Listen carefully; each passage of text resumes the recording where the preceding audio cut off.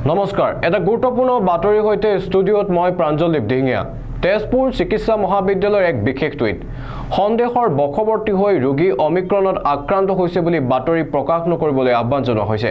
এই বিশেষ টুইট তেজপুৰ চিকিৎসা মহাবিদ্যালয়ৰ টুইট যোগে পুনৰ জনোৱা হৈছে যে এগৰাকী ৰোগী আৰটিপিচিআৰ টেষ্টত কোভিড পোৱা গৈছে যদিও অমিক্ৰণত আক্ৰান্ত হোৱা বুলি নিশ্চিত নহয় ব্যক্তিজনৰ জেনম পৰীক্ষাৰ বাবে ল্যাবৰেটৰীলৈ প্ৰেৰণ কৰা হৈছে এই পৰীক্ষাৰ চূড়ান্ত ফলাফল নোপোৱাকৈ উৰা বাতৰি সম্প্ৰচাৰ নকৰিবলৈ আহ্বান জনাইছে সকলোকে নিউজ আসামৰ সমুদৰ্শকক জনাইছো ইয়াৰ সবিশেষ অসমত এতিয়ালৈকে কোনো ব্যক্তি অমিক্ৰণত আক্ৰান্ত হোৱা নাই শোণিতপুৰত এজন ব্যক্তিৰ আক্ৰান্তৰ খবৰ মিছা বুলি দাবী কৰা হৈছে তেজপুৰ চিকিৎসা মহাবিদ্যালয় কৰ্তৃপক্ষৰ উৰা বাতৰি প্ৰচাৰ নকৰিবলৈ আহ্বান জনাইছে শোণিতপুৰত এজনৰ গাত কোভিডৰ উপস্থিতি ধৰা পৰিছে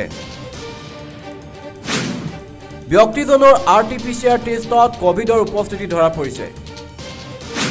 তেজপুৰ চিকিৎসা মহাবিদ্যালয় কৰ্তৃপক্ষই টুইট কৰি জনাইছে যে ব্যক্তিজনৰ জেনম পৰীক্ষাৰ বাবে প্ৰেৰণ কৰা হৈছে এই পৰীক্ষাৰ চূড়ান্ত ফলাফল নোপোৱাকৈ উৰা বাতৰি সম্প্ৰচাৰ নকৰিবলৈ সকলোকে আহ্বান জনাইছে তেজপুৰ চিকিৎসা মহাবিদ্যালয়ৰ এক বিশেষ টুইট সন্দেহৰ বশৱৰ্তী হৈ ৰোগী অমিক্ৰণত আক্ৰান্ত বুলি বাতৰি প্ৰকাশ নকৰিবলৈ সকলোকে আহ্বান জনাইছে